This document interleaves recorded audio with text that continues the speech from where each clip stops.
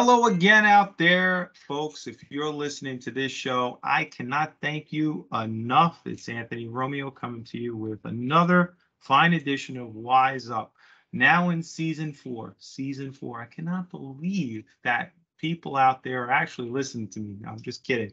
Because you know what? They're not listening to me. They're listening to amazing guests that we've been having on the show. CIOs, C-level executives, entrepreneurs, etc. We've having folks on our show talking about infrastructure, mainly smart buildings, IoT platforms, AI, the infrastructure that allows it all to connect and keep us connected, active, entertainment, or even our workplace environment, schools, healthcare, you name it, the infrastructure that we've been talking about in the last four seasons, make it happen. Our special guest today, Lisa Caprelli. She is not only a Forbes contributor, a children's author, songwriter, but she is the creator and founder of Unicorn Jazz, which can be streamed, if I'm not mistaken, on Amazon. Little company, right? Just joking. So Lisa, thank you so much for taking the time out of your hectic schedule. And it's unfortunate that you were just in New York and I happen to be in New York and we didn't have the opportunity to do this in person, right? Shame on us, for shame. But again, thank you so much because the thing I do, I could tell you my 5-year-old daughter loves it. And the other things about being happy, I think that's what it was called. I don't know all the different things that she knows, but I know she loves it. So as I was saying to you before, the folks that listen to our show, Wise Up, which can be streamed on Spotify, Apple, or however you stream, I know you out there, you listeners, if you're in the tech industry, you have children, right? And I'm sure your children are streaming and downloading different educational programs out there. I encourage that you check out Unicorn Jazz. And Lisa's blessed us with her time today to talk to us what she found so passionate and what brought her to this platform to create Unicorn Jazz. So Lisa, thank you so much for joining us. Anthony, the pleasure is all mine, and thank you so much. What a wonderful introduction. And I know that we will meet up in person one day, and now we have this platform thanks to the great work you do in the world. So people often say, like, why should I care about, a unicorn, or if you have grown children, or, because my platform now is to inspire young minds. So first off, I have a 27 plus year background in business and marketing. And I know that you have a lot of technology people that follow you. So I might not put myself way up there on the techie, field, but I have stayed innovative in the sense that, when social media became prevalent and became part of our world, remember the days of we just had our platforms of getting content, were television, were radio ads, FM, AM radio, of which I participate with my former companies as an entrepreneur and as marketing and branding these different businesses, because that's what I did. I was in marketing and branding. So back then, I mean, we even had the yellow pages. That's, people remember that. Like, I remember the yellow pages. Yeah. You and I are older than Google and YouTube and many of us. And I remind that to children because they're growing up as digital natives. You and I and a lot of your listeners are digital immigrants. We have had to learn how to use all this technology that's tremendous at our fingertips. And I've always said technology is anything invented after you were born. And I've always loved as much as I could learn. I feel we should be lifelong learners. So I changed my life in 2018, just a few years ago. I walked away from marketing and branding, all different companies and brands. I think I worked with like over 160 CEOs by that time. Oh, wow. And really helping them, empowering them in their business and their brand and their personal lives. I believe that we all should be happy in what we do. And that's always been like a quest I've been on, like what makes people happy by observing their behaviors, observing their outcomes. I've been blessed to work with some amazing people. And again, I live in California now. I grew up in El Paso, Texas, and I grew up really poor, and I didn't grow up around entrepreneurs. Or, you know, my life is completely different today, but it's pretty much from seeking, from being curious. And what I found, Anthony, is that when living in California now 20 years and there's a lot of, you know, tremendous wealth, a lot of companies and different people that created a business and a you know, a platform sometimes out of nothing as well. You know, what is the business but solving a problem or offering a service that people are going to want? But what I found is that a lot of people aren't happy. The more they get, the more they rise. And so I used to just think, like, what a shame to not be happy. You have this tremendous wealth or different things. So it was that observation that led me to create a book called Skip a Step, Imparting Wisdom for Young Entrepreneur Minds. And it was where I interviewed 12 different entrepreneur and leaders, and my chapter became 13 into why I believe it's important to help and give back, especially the younger generation, if you can. And so when interviewing different people like Michael Gerber's chapter 1, he was 80 at the time. I interviewed a 7-time New York Times bestselling author that was, you know, also self-made, that believed in of not being told no and going for it. I mean, story after story where I sat one-on-one, interviewed them, that became part of the book. Jessica Jackley, who started a nonprofit, she was on Oprah, she's done TED Talks. I mean, I got to interview a variety of different well-rounded leaders, and I would ask them, you know, what would you tell your younger self, your 21-year-old self? What would you tell your 7-year-old self? Yeah.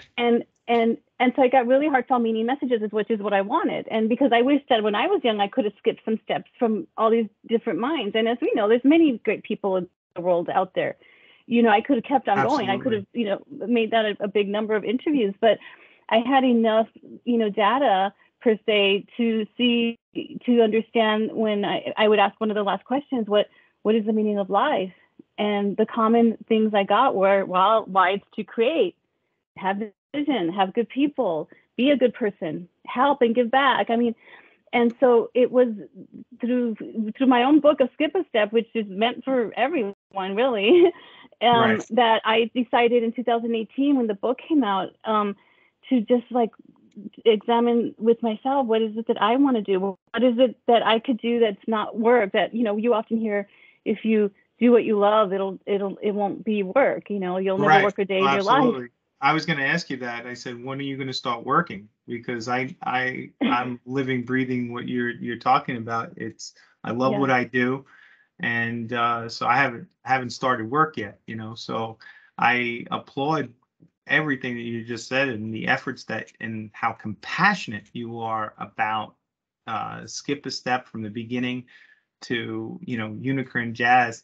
Let me ask you a question, Lisa. From Unicorn, from books to now streaming and bringing somewhat of a Sesame Street of today on a virtual platform.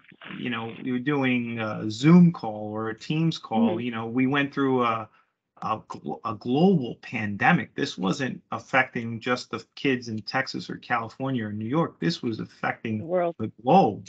And, you know, children were overtasked and undermanaged. Parents weren't prepared. They were ill-equipped. I mean, I'm fortunate that, you know, my wife, she's got an education background, and even so, she struggled with, you know, the technology side, and then trying to, you know, have that correlate with 30 children in a class. It's a challenge to the teacher. It's a challenge to the student. It's definitely a challenge to the parents who now are trying to work at the dining room table at the same time that the children are trying to do their work. And then you come along, and I say this in the most sincere way, as a breath of fresh air, because you're adding additional curriculum, but making it fun. And you're opening their minds to what's out there. And as you pointed out, you came from, you know, less means that you have than today.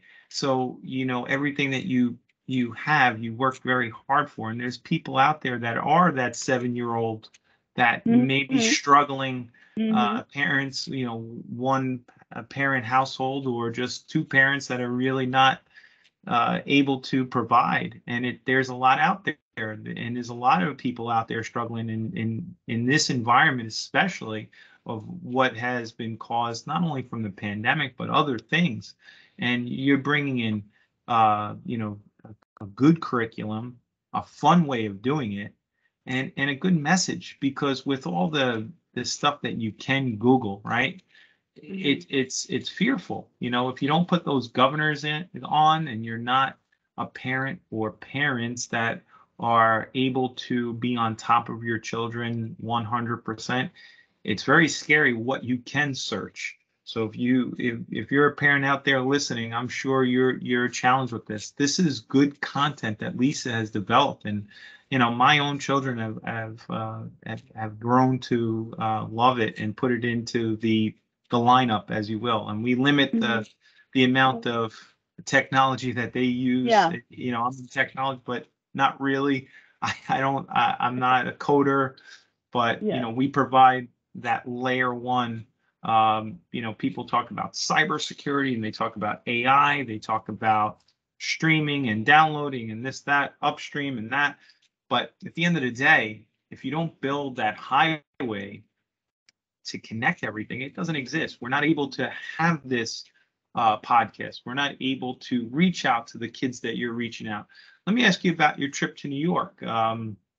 So again, next time you come into New York, it's customary to notify me. Yeah, it will be for sure. I know we tried to get together. Yeah, I thank you for sharing all that. I mean, definitely the pandemic is something in our lives, in our children's life, that we'll be talking about. I mean, my grandmother lived through the Great Depression, and boy, the stories she told me. I will say, imagine being the Great Depression. They didn't have technology, zero. So right. Even though, I always try to look at the silver lining, or glass half full in life. We have to always look at that. And so I thought, okay, well, we're all stuck at home, and we have technology. We can learn new things. You do more things. You said you created a podcast. So many people got their creative hats out. And remember, I said, one of the meanings of life is to create something, do something outside yourself, learn a new skill set, give back to the world, per se. So I was stopped from going into schools because I was presenting. I was a speaker, and then I would sell books. And so that was the lifeblood of Unicorn Jazz. It was going quite well, pretty rapidly. So for me, I put myself in the artist categories. A lot of, the artists and entertainers, they got, held back. So I just I think 2 weeks of figuring out, we don't know what's going to be ahead. And I just immediately said, I have to create a show. So the show was born. It's called Unicorn Jazz, The Thing I Do. It's on Amazon TV now. We have some free older episodes that aren't the best of that you can find publicly on YouTube still. And so I just, it's a homegrown show, videos pieced together, professional kid actors, Broadway singers. I've turned some of my characters into puppets, Unicorn Jack and Treziki, who's a zebracorn. My son, who's 30, who's a nurse, plays the voice and character personality of Treziki. Super funny. Everyone loves him. And I just created, I want to say something out of nothing, but it was a lot of great things out of a lot of ideas. And one, it kept me busy. And it was a dream of mine to go on a streaming platform. I didn't know that I would ever do it. And Amazon TV, is a platform. And we're going on another platform called KidsBees TV pretty soon. That is an app that, 150,000 people watch, their content. So I'm pretty honored in that my ideas came to fruition, kept me happy. And I just said, let's be the leaders of happiness. Let's bring happiness to kids and adults, because adults love the show too. They love that behind the scene. I am an adult that made the that made the videos, and we got other adults involved, and I got people of all ages to have fun. My sisters, I had them, create little puppets out of socks and send in videos. And at first they're like, we don't get why Lisa's asking us to do this, but okay. And then, there was people that were, well, she must know what she's doing. I have a proven track record of making great things out of nothing, per se. So right. It was a lot of fun. And I'll tell you, during the pandemic, and I could be known as a workaholic. I think all entrepreneurs are, even though I know we have to have work-life balance. I had a lot of fun. The time went by so quickly. I hardly watched television. I was creating so many things rapidly. I learned how to write songs. I created music videos. And then all of this content, as you said, is just a new way of adding additional curriculum and learning materials. And if you could imagine doing this 10, 15 years ago, the way that you are, it would not be possible. No, I learned, thanks to software, we all have videos, software on our phones. That helps. That's high quality. Like it was just like the perfect alignment. I often say baby Einstein, was born out of an idea of a woman's garage. And then, years later, she's selling her content to Disney for upwards of, I don't know, I read like $24 million. And for me, I just did it. I did it for the joy of giving back and learning more. You could definitely tell from how passionate you are. And like I was saying about your New York trip, I didn't get to see you in person, but I did see you on TV. I know that you went to some school in the Bronx, New York area. Yeah. And you reached out to the kids and you developed the social emotional learning skills with them. That touch point that they missed out for 18 months.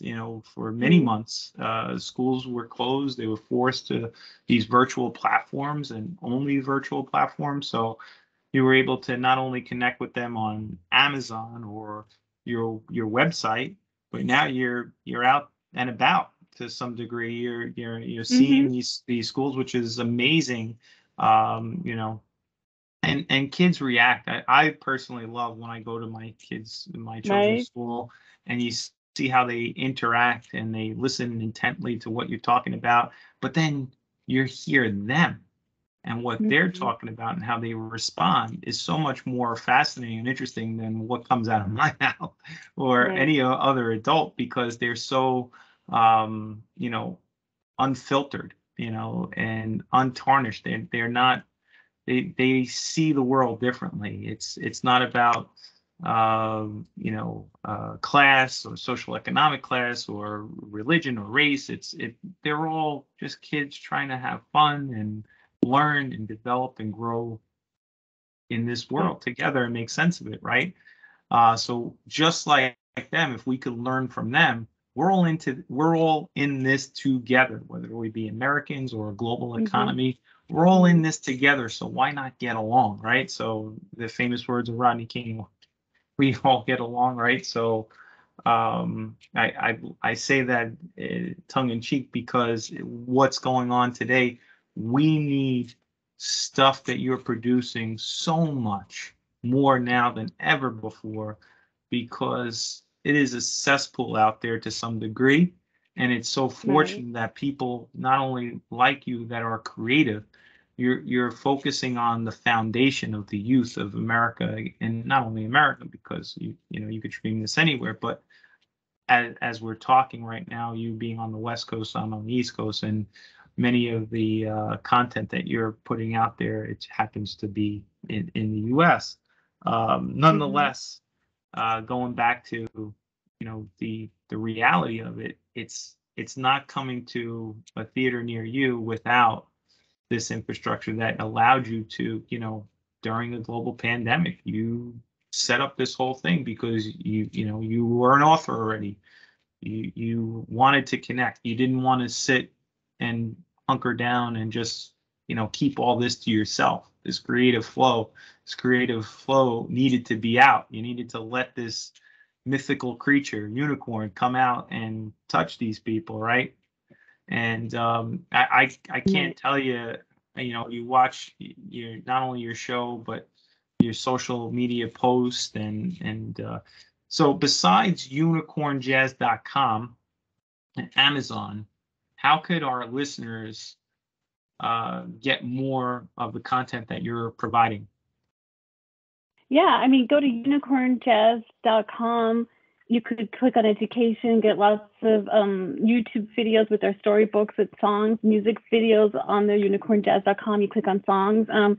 And thank you. I mean, my goal is just for Unicorn Jazz one day to be a household name, and a lot of our content is timeless, meaning, you know, sharing stories and songs and about happiness and you know, helping others and feelings and feel good things, you know, with my character Be Happy. I mean, all that is timeless, and I did that intentionally, like Sesame Street. I mean, I grew up with Sesame Street, Right. and my kids grew up with Sesame Street. A lot of people's kids did, as so, you know, and to this day I can remember learning things from Sesame Street that were subtly teaching us in a happy, positive way, incorporating the arts, incorporating the music, storytelling. And, you know, mine is homegrown. I'm not even going to compare myself to the amazing work that Sesame Street did, but I pray that I can grow more, get more partners, you know, whether it's getting a Kickstarter to grow the show, whether it's just aligning with other creative and doers. You know, I feel that it will happen. It's time. You know, you have to get out there. We know, like, you know, nothing is done overnight. No. I just appreciate when the teachers using the content in their school. It just immerses the children into the world of unicorn jazz and learning. Yeah, from the smart board in the classroom to the mobile device on the go, or your own capabilities within your home. The infrastructure that was going on in the early 90s or late 80s, this could not have been brought to your doorstep, folks. And it's so important that your school understands what Lisa is doing out there with Unicorn Jazz. It is inspirational, and you really gotta, you know, find a job, Lisa, because this is not work. This is too much fun you're having, and we appreciate speaking to you today about Unicorn Jazz. This is Anthony Romeo. We've been talking to Lisa Caprelli. She's the founder of Unicorn Jazz. We're on WiseUP again in our 4th season, streaming on Apple, Spotify, however you stream, folks. Those who listen to the show in the past, we've talked about CIOs and smart buildings. We spoke about the manufacturing of fiber optic and optical speeds and transmissions, and a lot of engineers listening out there. I'm sure you have children. Check out Unicorn Jazz. I assure you, you will not be disappointed.